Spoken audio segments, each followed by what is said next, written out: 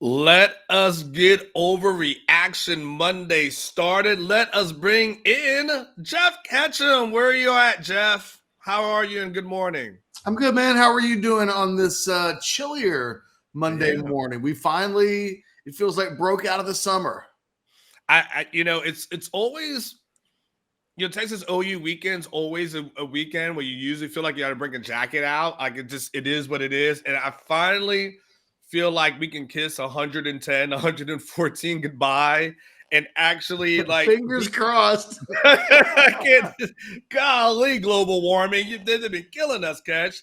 I just want to make sure before we get too that far down the road, rogueshop.com. I want to mention, obviously, the partner, our guy Richard.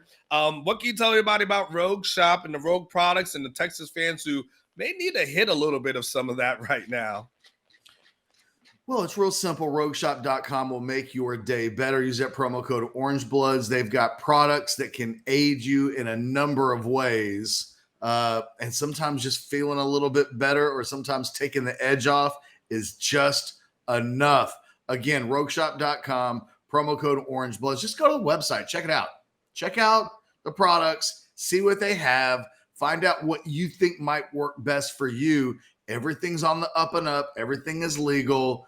And everybody I know that has gone to rogueshop.com and invested a little bit of time and a little bit of money has come away very, very happy. Catch, Colin has a super chat that's in here, and this might be a good way for us to kind of start off Overreaction Monday, because he says, I don't see why everyone is freaking out. It was a 4-point loss with 15 seconds left. It's hard to overcome 4 turnovers, 1 turnover or downs against a good team. You haven't turned the ball over like that. Catch, we're a couple of days removed from the game itself. Is it just as simple as, hey, the loss happened and it happened against Oklahoma, and one loss against Oklahoma feels like 4 losses in one day? Or is there a reason to hit a panic button? I'm just kind of curious as to where you are, 2 days after, this loss, where you had time to sit back and relax and think about it. I'll start off by saying that over the course of the next hour, I've got a batch of hot takes. Okay. I've got overreactions and then more overreactions and then more overreactions. Nice. But in terms of whether or not everybody should be freaking out and panicking, probably not. I think there's a lot of ways to view what happened on Saturday, and I think it leads to a real frustrating place, because you can look at what happened on Saturday and said, you're upside down on the turnover margin, 4-0 if you do include the 1 turnover on downs, tons of penalties. I'm not quite sure that half the team showed up defensively and offensively. Your lines get pushed around. I think there was coaching malpractice that took place at a variety of times in that game on the Texas side of things. And yet you're up by 3 with a minute to go in the game. And at worst, you should be going to overtime. So it's funny because I was listening to you right before I came on, and it was like, you don't feel like you can come right out and say that Texas is better than Oklahoma. They certainly weren't better than Oklahoma on Saturday. But I think you could absolutely make a case that if those two teams played 10 times on that neutral field, that Texas would win the majority of those games. And I think the fact that they nearly won that game with so much, not just going wrong or against them, but they inflicted so much of their own damage against them. Now, the question is, and one of the things that we'll have to kind of work our way through, not just today, but in future weeks and in future games, there's no assurance that the things that happened on Saturday wouldn't happen again in future games. And I think that's one of the things that is a cloud that looms over this team and this program a little bit coming out of this game. You still can't completely trust them. You still can't completely trust that in the biggest games, everybody will show up, everybody will perform. And look, I think they lost that game as much because of Steve Sarkisian on Saturday as anything else. I think you can look directly at a number of areas where his fingerprints were on mistakes. And I don't know that if and when these two teams meet again in December, I don't know what version of Steve Sarkisian you're going to get. But in close games where game management, clock skills, thinking 4 steps ahead of what the current play is, one of my hot takes today is Steve Sarkisian has got to be a lot better. Oklahoma never should have been in a position to have 1:17 left on the clock to go down and either get a tying score or the winning score. And the fact that they did centers back around this notion that Steve Sarkisian isn't good at game management. And we see a little bit of that every week. It was just a week ago against Kansas where late in the first half, they've got 3 timeouts and they're driving to get more points. And somehow the first half ends with them teetering, in scoring position. And somehow they go into halftime with all 3 timeouts, which would be great if it meant you got to come out into the second half with 6 timeouts. But since they don't let you otherwise use those, it's just a constant running theme. And I thought the way that he handled the offense and game management throughout the game in the first half, player usage, and then certainly from a strategic standpoint late in the game, I thought he was every bit as much a problem as the offensive line, and the defensive line's getting pushed around, as the turnovers. It was messy from top to bottom on Saturday, and a team is a reflection of its head coach. And I thought Steve Sarkisian was pretty messy on Saturday, and yet they still almost won the game. So for me, if you're Texas, I think you feel like, well, look, God, if you just clean up a little bit of that stuff, maybe not leave 14 points on the field, like maybe, and it might have even been more. Like I haven't actually stopped to count them all, but Jaron Thompson drops an interception. The Longhorns get stuffed on the 1 yard line. There's 10 right there. And that doesn't even get into, again, some of the personnel issues and decisions that Sarkisian made that I think proved problematic, that cost the team more points throughout the game. So there's a lot to unpack, but it's not time to panic. But I also think in not panicking, everybody needs to realize what happened on Saturday from an issue standpoint doesn't just disappear because. Well, 2 things, Catch. Somebody texted me over the weekend and said, well, he goes, Texas had 5 turnovers.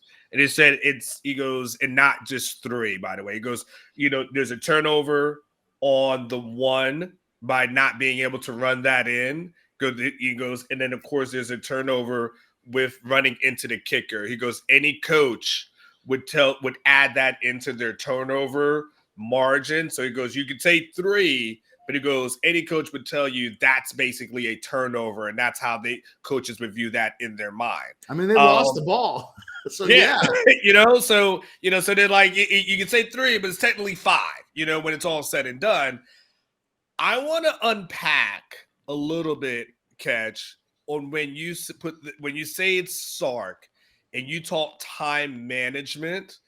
Give me what you saw and on for the time management thing when you start saying like you should have never had the opportunity to score at the end. For those who hadn't read anything that you wrote over the weekend, give us the understanding of that. Well, let's go back to the first half first and foremost. Late in the first half, one of the things that if you're Texas, you needed to keep in mind was that Oklahoma had the ball first in the second half. So I thought, when Texas ends up tying the game 17-17, you're in a situation where I think you would have wanted to try to run a little bit more clock there. But what was really interesting about what happened at the end of the first half was Venables did the thing. And some would go back and say that it ended up costing Venables because they end up having to take 3 instead of 7 at the end of the drive. But his mentality, I'm going to point to, and then we'll leap ahead to the second half in a little bit. But as Oklahoma's going down in the last drive of the first half, and I don't have like the play sheet in front of me, the exact plays, but there gets to be a point where they get to about the 35-yard line. And one of the things that Venables does is he's going to make sure that this is the last drive of the half. Like that was absolute. They're going to have the ball last. They're not going to score too quickly and take away from the advantage that Oklahoma has with the timing of getting the last possession, because Texas ties it up 17-17. Yes, and I got the drive sheet in front of me, by the way. And one of the things we were talking about on the watch along was that Texas needed to be sensitive to what was happening with the clock, because there was a chance that if everything goes against them, they go 17-17 and they don't get the ball back until they're down 31-17. That's the worst case example, right? If they'd scored 2 touchdowns on both of those drives. In the end, they scored 10. But as Oklahoma's driving there late in the first half, Venables runs a bit of a wasted play. It wasn't designed to do anything other than to take the air out of the balloon with regards to how much time was left on the clock. He gets to about the 30, to about the 35. Again, I'm not looking at the play sheet, so I can't exactly remember, but he runs the ball, and that run play almost takes like a minute off the clock. Like in running that play, it basically leaves them with, we're going to have the ball last in the first quarter, no matter what happens. He's thinking ahead. He's thinking about how this half is going to end. He's thinking about, and again, I think they almost took too much time left off the clock. They probably should have scored 7. They had a walk-in touchdown and both a bad throw and not a clean catch left them with 2 seconds, where they end up taking the 3 when they probably should have had 7. But Venables is approaching that drive and how he's handling the clock. He's going to make sure that they have the ball last. If you flash forward to the end of the game in the second half, Texas gets the ball back with 4 minutes. They get the ball back, I think, at their own 13-yard line. So correct. There are 3 at 4:49. At 4:49, by the way. There's 4:49 left on the clock. It's a tie game. There's got to be 3 objectives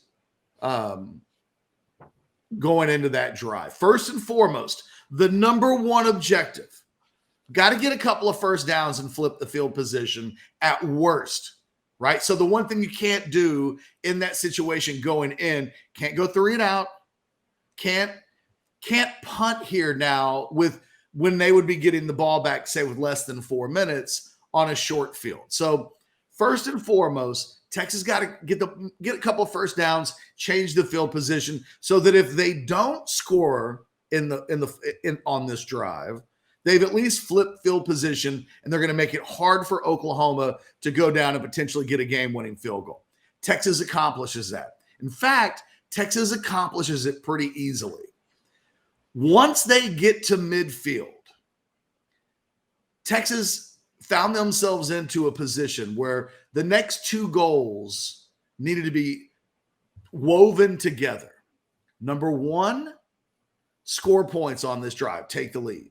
Number 2, do not leave Oklahoma anytime to return serve, to get into a position to kick a field goal.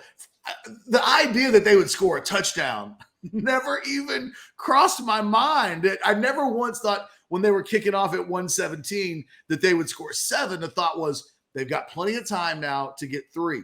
But when Texas has the ball, as they're running up tempo, Sarkisian has to be thinking, this is what good coaches do, by the way. This isn't second guessing. This isn't hindsight is 2020. This is literally what we were talking about on the watch along as the drive was ongoing. You have to know that part of your objective is, even if you don't get points, if you take the air out of the ball, if you run clock, the worst thing that happens is that you go to overtime. Worst thing. Texas, on 4 consecutive plays, as that drive got across midfield, ran the ball and snapped the ball on 4 consecutive plays. They snapped it like with 28 seconds and another 28 seconds and 26 seconds. A total of 141 could have been milked off the clock that Texas gave zero thought towards doing. And not being as concerned about what happens next as what happens in the moment, Texas found themselves into a position where you think about that 3rd and 9, part of the reason why, so Sark has 2 reasons for running the ball on 3rd and 9. 3rd and 10. 3rd and 10. Okay.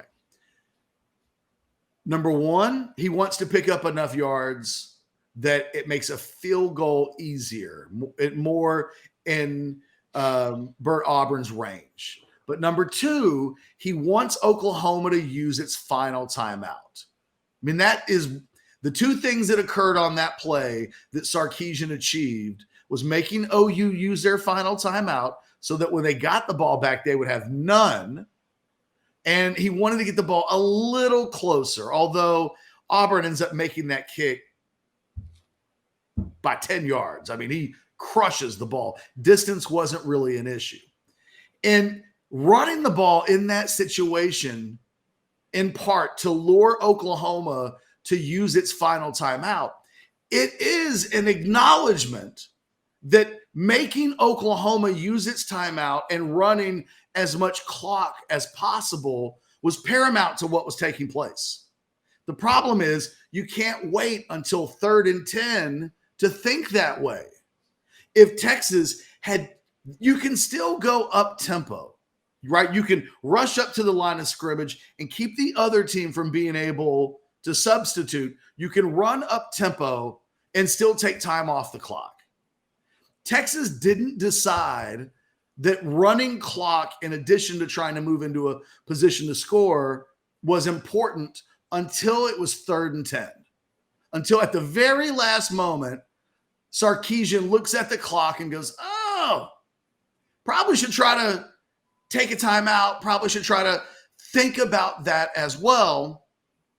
OU having 1:17 to respond to the Texas field goal is completely on Sark. And this isn't rocket science. Again, this isn't, and these are issues that come up all the time.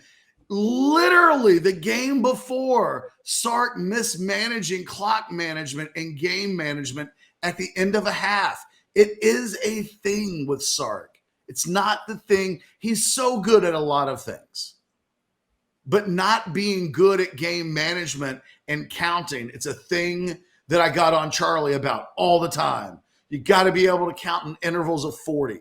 Well, if you're Sarkisian, you've got to be able to be a play caller and a game manager at the same time. And there had to be a point in that drive where Texas became sensitive to how much time was either left or not left. And Texas waited way too long before it started thinking that way.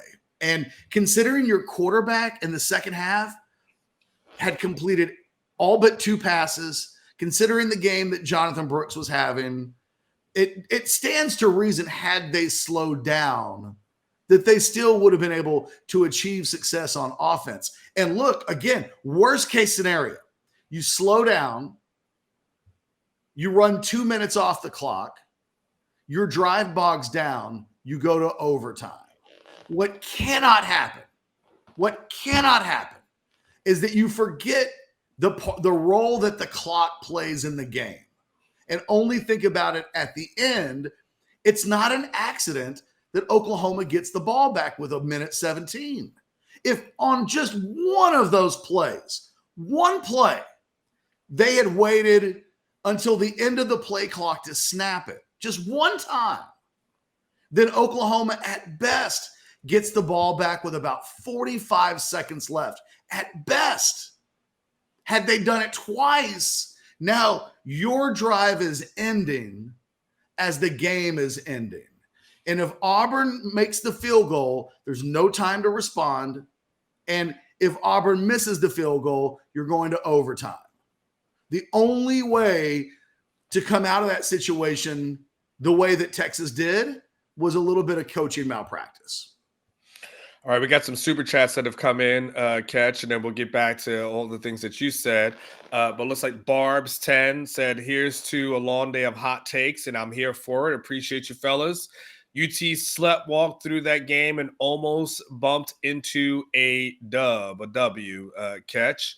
I mean, I guess that somewhat is accurate to a certain, to a certain degree. Yes, I don't know. Sleptwalk, I don't know, Catch, because the offense didn't seem like they were sleeping, but the defense definitely had some issues. That's for sure. It felt like urgency was an issue all day. Mm-hmm. Certainly on defense. You're right. I think the offense didn't always execute perfectly. The turnovers, an example of that, but I never felt like their urgency or want to was an issue. Defensively, I thought a lot of those guys looked like they were playing on Ambien. I mean, it would make as much sense that someone drugged them than what actually happened on the field, where I can't explain the way some of those guys played.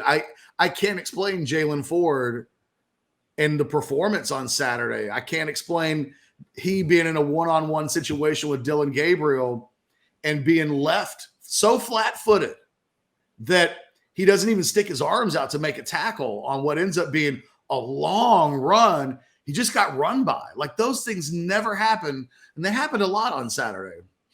We had another super chat that came in as well from Buck Wild Longhorn, one of you guys' favorites, obviously on House Divided.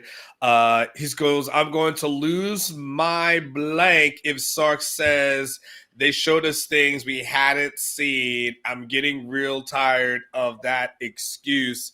You think we're going to hear that today, Catch, when Sark speaks to me at 11? I think there's a good chance we do. And the reason why is OU did show Texas some stuff that they hadn't seen before.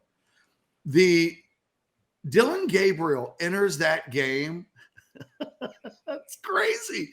He enters the game having rushed for 95 yards in 5 games and averaging 3.3 yards per carry in 5 games. He simply had not been a threat to run the ball much all season long. When they get into the red zone, yes. I mean, he's a guy that will score touchdowns when they start running more quarterback leads, quarterback draws, quarterback power game once they get inside the 10, inside the 5-yard line. You saw it early in the game, right? I mean, the first time we see Dylan Gabriel as a runner, they get inside the red zone. Texas tries to blitz from the outside. Wrong time, wrong place for that call, because they run their pressure from the outside from the opposite direction of what ended up being a quarterback power run to the other direction, which left Jalen Ford in a position where he was the only guy in a position to stop Gabriel. He got blocked. Great job by the offensive lineman for Oklahoma, by the way, to get to the second level and get on Ford. It's one of the toughest things for an offensive lineman to do, is to not just get to the second level, but then to get a body on a guy like Jalen Ford. We saw that quarterback run early in the game, but on the whole, Gabriel averages 8.1 yards per carry. He rushes for 113 yards. That's more than all the rest of the yardage that he had rushed for in 5 combined games. So the quarterback run in Gabriel's legs was a little bit of a new thing. I can't believe that Texas was never able to adjust to this one thing. A lot of it was about tackling. Texas tackled as poorly Saturday as they have all season long. Yeah. And the other thing about Gabriel is he did nothing in the passing game that was surprising. Going into that final drive, he was 19 of 34 for 227, no touchdowns, no picks, a 111.96 passer rating. as a passer, he was way below as good as he can be. And he played in line with the numbers that we talked about all week long. When he plays good team, his passing numbers aren't great. Even in going 4 for 4 for 58 yards on the final drive, his final passer rating was a 132, 30 points below Quinn Ewers, who had 2 interceptions. Like Texas, one of my other hot takes is that Texas defense wasn't as bad despite a lot of things going wrong for it. It wasn't a terrible defensive performance. They allow a touchdown. And if you look at the second half, they allow a touchdown on the first drive. But then they pretty much shut Oklahoma's offense down until there's 1:17 left to go in the game. They did some good, but too many players, especially on the defensive line and at linebacker, didn't show up. I think the secondary could have tackled better, but in terms of pass defense, I thought the secondary played pretty well. They didn't give up big plays. They turned Gabriel into an inefficient passer, and yet they still found a way to lose because they never made the adjustment that once the passing game was shut down, that they would use Gabriel's legs. And then when they were in a position to make plays, they didn't. Well, yeah, that final drive obviously is the cherry on top as far as not making plays in the secondary, right? So, I mean, OU could have gone against air and not found it as easy as they did with 11 men on the field on that final drive. Yeah, and it's interesting too because as you talk about a runner perspective, I was looking it up while we're talking. I mean, Jalen, Milroe, when they face him catch, I mean, he rushes 15 times for 78 yards and an average of 2.9 per carry. So, I mean, you would not have put going into this game Dylan Gabriel ahead of Jalen Milroe as a runner.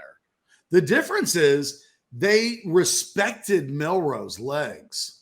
And so Anthony Hill was a spy in that game for 60 minutes. And that's one of the reasons why Milroe never completely got on track as a runner. Texas never spied Gabriel. And look, I don't know if it's the right move to do so or not, because if you spy Gabriel, and nothing Gabriel had done before the game suggested a spy was necessary. Sure. And to put a spy on Gabriel puts one less guy in pass defense. And maybe that's just a concession that Texas felt like they couldn't make. But if you're not going to make that, then you have to tackle well. And your head, as all 11 guys' heads need to be on a swivel about the quarterback. Hey, guys, we can't spy. That means everybody's got to tighten up a little bit. And you got to be a little bit more on your toes if you're a rush end, because containment, too often they weren't getting pressure, but they also weren't keeping containment, which is, God, that's like the worst of both worlds. It's like, well, your ends aren't even getting close to touching the guy. But at the same time, when things are breaking down, they're letting Gabriel get outside of them. And then your linebackers have to make tackles. There's even a play early in the game where Ford has on the play that Anthony Hill gets credit for a sack.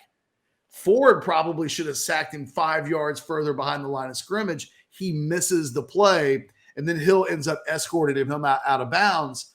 Texas just didn't do any little things right defensively. They did a good job defending the pass, which almost certainly would have been their number one objective coming into the game. If I tell any of the members of the Texas coaching staff, when the game ends, Dylan Gabriel will be 23 of 38 for 285 and 1 touchdown and a 132 passer rating, they take that all day long. I can't imagine that if you told them that stat line, they probably think Oklahoma doesn't get to 20 points. Mm-hmm. The only touchdown pass of the game was the last throw of the game, his last pass. Up until then, he didn't make the big error, but he wasn't making the big play either. The only way he plays that way and you lose is if you give up a bunch of rushing yards, and they did, and you turn the ball over a bunch and maybe give up a big play on special teams. The one thing again, there were some things that Texas did that were a little uncharacteristic. Ewers throwing the interceptions. Hadn't really seen that from him, the way those plays unfolded all season long. But I will say this: while I'm nitpicking what Texas did, give Oklahoma a ton of credit. That's what I was going to ask you. Like, how much credit do you give them? Because A ton. sometimes you got. In order for those things to happen, you have to have a team that makes you look that kind of way, right? Oklahoma it didn't happen by accident.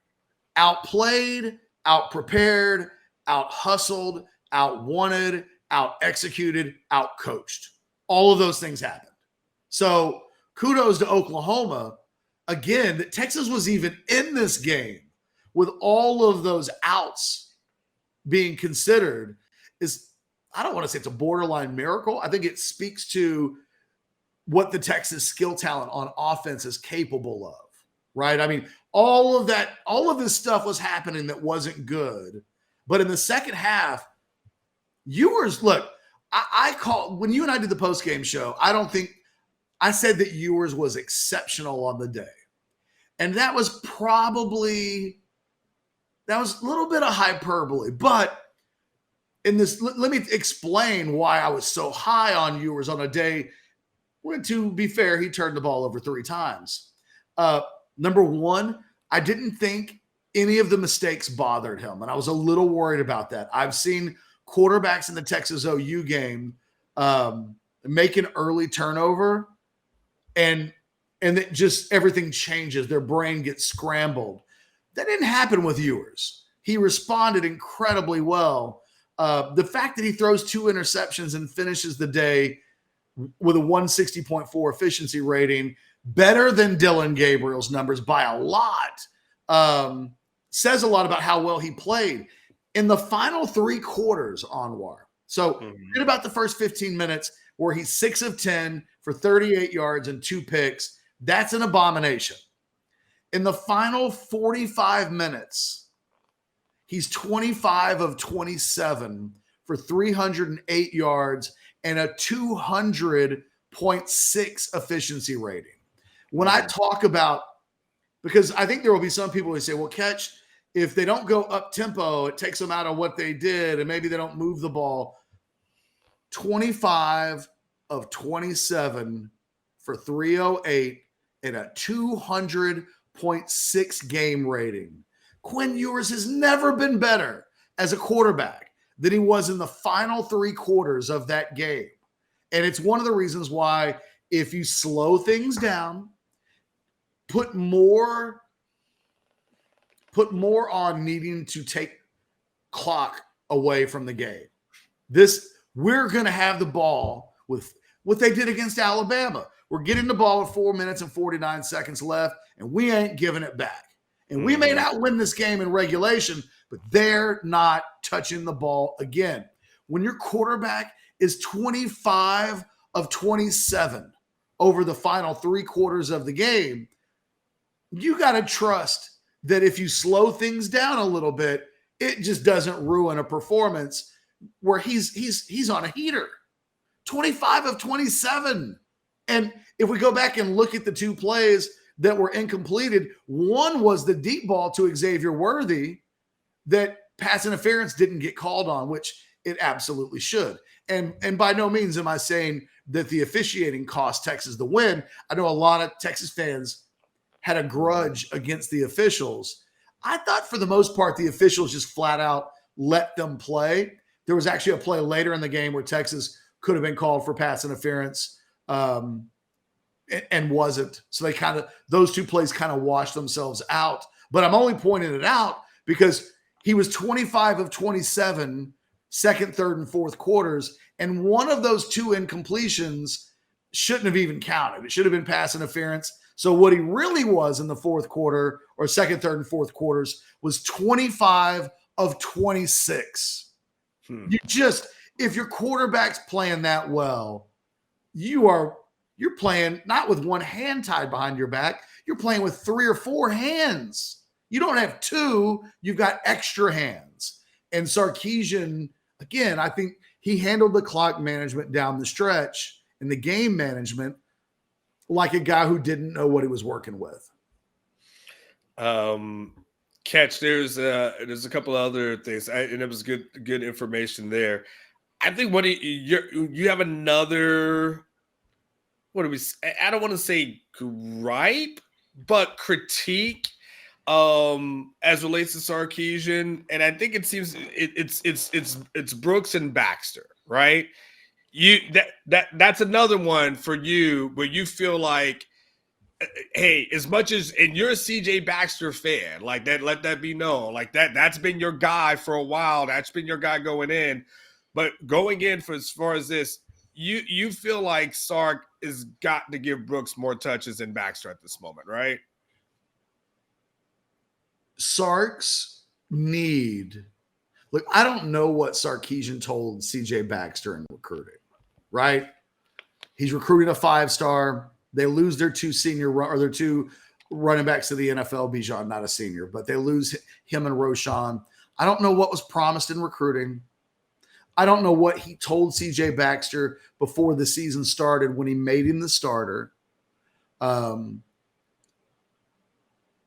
But what I know is that Jonathan Brooks is the nation's second leading rusher. That's it. Jonathan Brooks is having an all-America season. Jonathan Brooks is having a year where at the end of it, if the season ended today, he would be a Doak Walker finalist. That's how good he's playing. And that's how good he was on Saturday, rushing for 129 yards. Look, Sark's got a Baxter thing. We've joked about it for weeks that you can, if you ask him about Jonathan Brooks, and what's funny is last Monday, he was asked a Jonathan Brooks question, and for the first time ever, he didn't mention CJ Baxter. He didn't say, yeah, no, he's playing really good, but oh, by the way, we can't forget about CJ Baxter. And I don't know the pressure dynamics behind the scenes. Does he think Baxter will transfer? I mean, it's got to be on the table to some extent, in that if Brooks doesn't go pro after this season, he's a returning All-American. You can't take the job away from that guy. Yeah. So I don't know the dynamics that are in play, but what I know is this.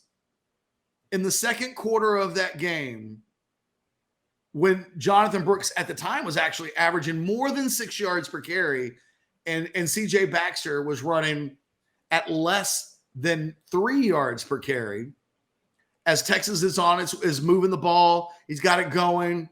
He takes Brooks out of the game. And look, and he never does this with his other skill positions. Worthy never comes off the field. Mitchell never comes off the field. If they're in a 3 wide receiver set, you can set your watch that Jordan Whittington is going to be on the field. Sanders never comes off the field. Gunnar Helm never comes off the field. Sark's not a rotation guy with his skill guys. And you know what? He wasn't all that much last year at running back either. There were a lot of games that ended where people were like, Roschon should have got the ball more. Like he needs to give Roschon more carries. And I was always a believer, give Bijan the ball as many times as you can give Bijan the ball without wearing that guy out like he doesn't have an NFL career in front of him. But twice in that game, Texas had drives that get into the Oklahoma territory, partly created by Jonathan Brooks. And he takes Brooks out to get Baxter in. And at one point in the second quarter, the carries were fairly even. And both times they put Baxter into the game, it helped stall the drive out. That's not an opinion. That's what happened on I'm trying to remember the numbers. He gets 2 carries on a drive in the first half that ends up leading to a field goal, but the offense bogs down. But even more egregious was in the third quarter when they were behind and chasing the game. And the thing is, when Baxter comes into the game, and I thought Oklahoma knew Texas's tendencies all year long. Sarkisian's done a pretty good job of masking his trends. A lot of coaches I've even read in articles in The Athletic and articles on ESPN, and coaches are coming out and saying Sarkisian's done a great job of masking tendencies. But one of their tendencies is that when Baxter comes into the game, more times than not, they're running the football. And in the third quarter, when Texas had it going and they were on a drive and you keep your best players on the field, he puts in a running back that's averaging 2.5 yards per carry. Oklahoma sees Baxter coming into the game. They crowd the box. They put more men in the box. They absolutely believe that a run play to Baxter is coming, and they run for -1 yards on back-to-back carries. First play loses -4. So then Texas is in a 2nd and 14 situation, and they ran it with Baxter again. And for the first time this season, the Baxter thing really cost Texas in that game. They left points on the field in part because come hell or high water, C.J. Baxter is going to be a primary piece of the offensive game plan, whether or not they have the second leading rusher in the country or not, and it cost them. Texas left so many points on the board. I mentioned they leave points on the board when Jaron Thompson drops an interception in the back of the end zone. He's a senior, man. He's started over 30 games. You got to make that play. Got to. Because in not making that play, that was 3 points. You left 7 points on the board. We haven't even gotten to what happened along the goal line when we talk about Sarkisian's role in this game. There's 10. And you had 2 other drives that didn't end in touchdowns, that ended in field goals. Almost, I'm not like blaming Baxter. It's not his fault.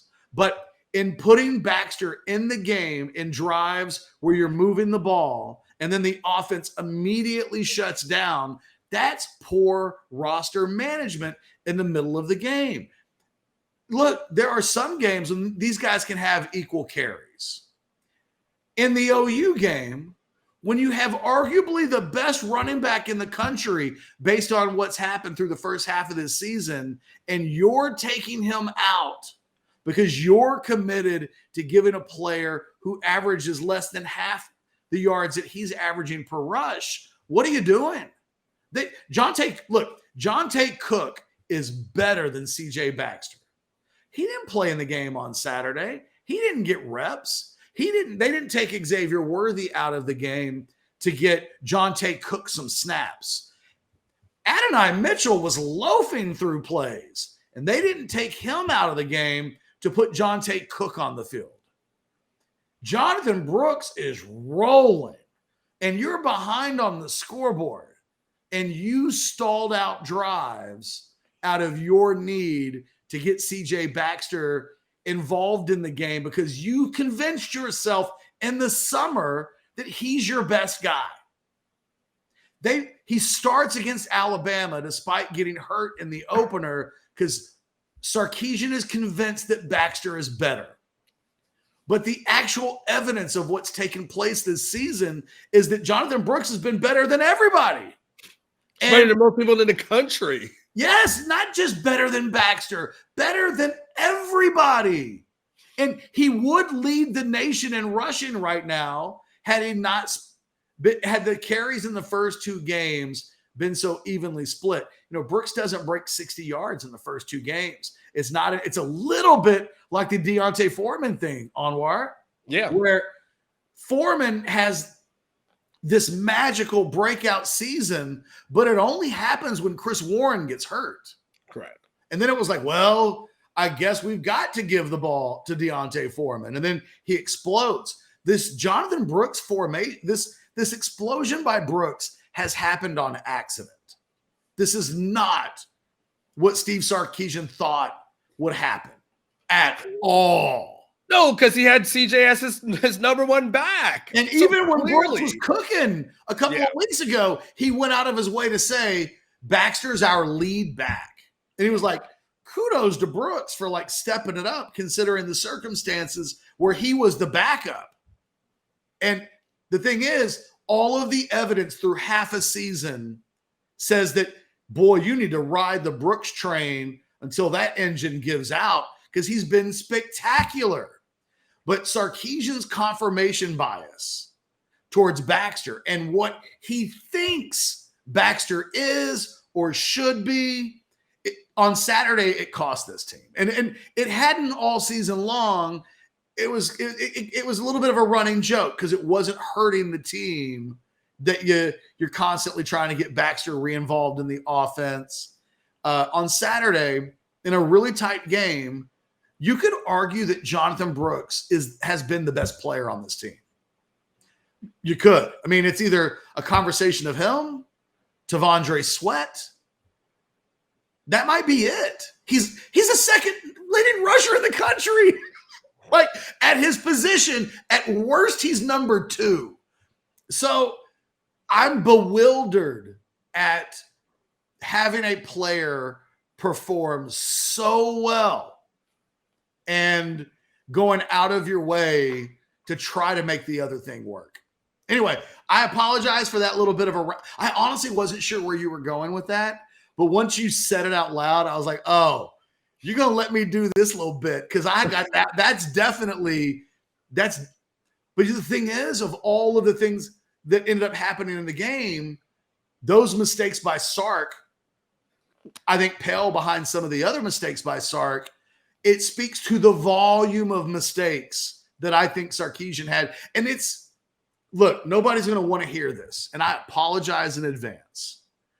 But when we talk about this team running the table, when we talk about this team, because it still has all of its objectives in theory in front of them. They run the table. They beat OU in the Big 12 championship game. They will at least be in the discussion for the playoff. Who knows? Maybe they end up being 5th and they get left out, but they're in whereabouts right there. The thing that you can't account for, I feel like in another Big 12, in another matchup against Oklahoma, I think the offensive line will play better. I think the defensive line will play better. I think Jalen Ford will play better. I think a lot of guys that were spectators on the field I think Adonai Mitchell will play better. Like, I think a lot of guys will play better. But I can't account for Sark. I cannot account for when the game starts. He is not a good game manager as a head coach. And when you get yourself in 50-50 games, and I think that's certainly a possibility should these two teams play again in December. I think I would pick Texas to win that game because, by God, they nearly won the game on Saturday with everything that they did wrong. But I cannot say with certainty that the coaching issues from Saturday won't be there the next time these two teams play. In games where the margins are big, when Texas beats teams by double digits, you don't notice these things as much. When you're in a one-score game, things like the clock matter, and it's not of all of Sarkisian's strengths, and boy, does he have a lot of them. I mean, I feel like we've been talking about game management for 3 years. This isn't a new conversation. It pops up a lot. Like I said, it literally happened the week before against Kansas, and the thing is, they beat the hell out of Kansas. So you don't pay a whole lot of, right? You sound like an asshole if after you blow a team out, you go back to the second quarter and go, how did they not use any timeouts on that final drive of the first half? Like, how did that happen? How do they go in with 3 timeouts? It's like, well, it was bad clock management, bad game management. Like, it's as simple as that. But when you win by a lot, those little details get overlooked. In close one-score games, they're everything. And I think they were everything on Saturday. And for all of the turnovers and the miscues and all the things that we want to point at, nothing cost this team more. They stole defeat from the jaws of victory because they have an opportunity to win that game and leave Oklahoma with no time to respond, and only through not having enough foresight to understand the importance of that a minute or two before he did.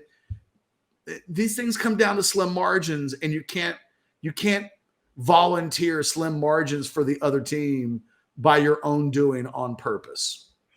Catch, we are coming to the end, but we also have some super chats that we need to knock out because Sark is going to be going. So let's knock some of these out here. Shook Ones says, Saturday raised an eyebrow for me with Sark, awful clock management, and why recruit 5-star cornerbacks just to have them play 10 yards off the ball like OU has Tyreek Hill. Any thoughts on that? You've been talking about clock management for a while, so I don't think that's not raised an eyebrow for you. And people have not liked the that final possession of the prevent defense. That's been an issue for some folks. Yeah, I mean, the thing is, they did a pretty good job in pass defense all day. It wasn't until the last drive of the game that they were truly abysmal. And they gave up a couple of shots, right? I mean, earlier in the game, that moment when Gabriel's hand's bleeding, he throws the deep ball that gets caught, and they had a little bit of success.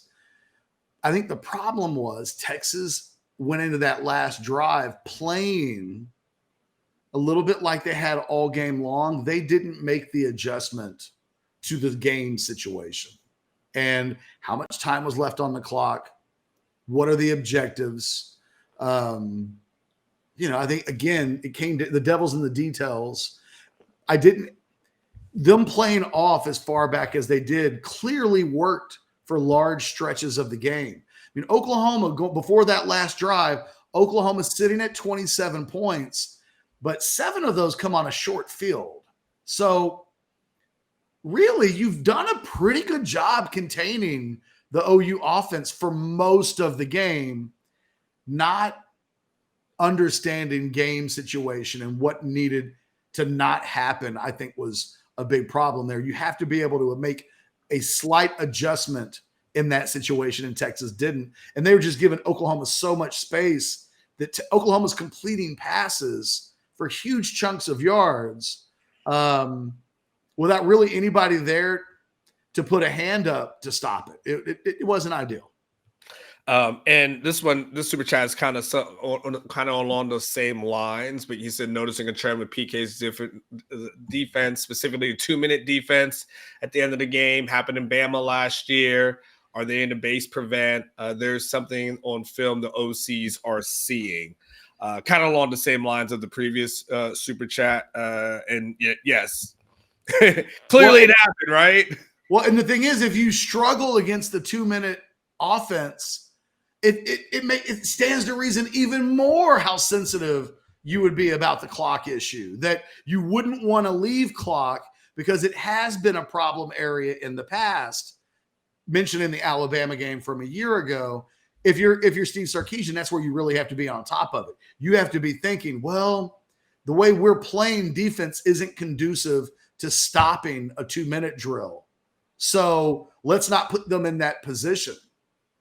Again, it is staggering to me that Sark really didn't think about clock until he got sacked.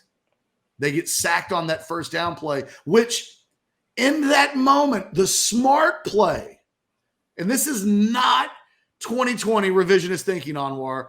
I literally was talking about this in real time. Do you have the stat sheet in front of you? I know you got to go in a second, but that's okay. What was the down and distance situation on the sack that ultimately stalls out the drive that leads to the field goal? It's 1st and 10. The ball's like on 35-ish. Hold on. Yeah. Hold on one second. I know it's 1st and 10. Yeah. It's just a matter of where on the field, because they end up kicking the field goal because the drive stalls out, right? So they go 1st and 10. It was on the OU 35. Thank you, Aaron. Thank you. Yes, the 3-yard loss. Yes, 1st and 10, Oklahoma 35. Yes, that's a run play.